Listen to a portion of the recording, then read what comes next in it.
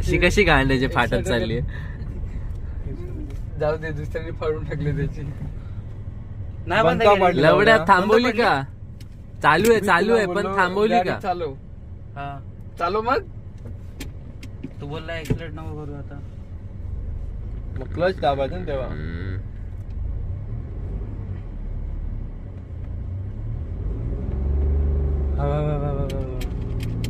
बाई बाई गोड आहे ग तू लवड्या. बेडीची वेग थोडं पुढे घेत नाही गाडी. आता तुला काय झालं?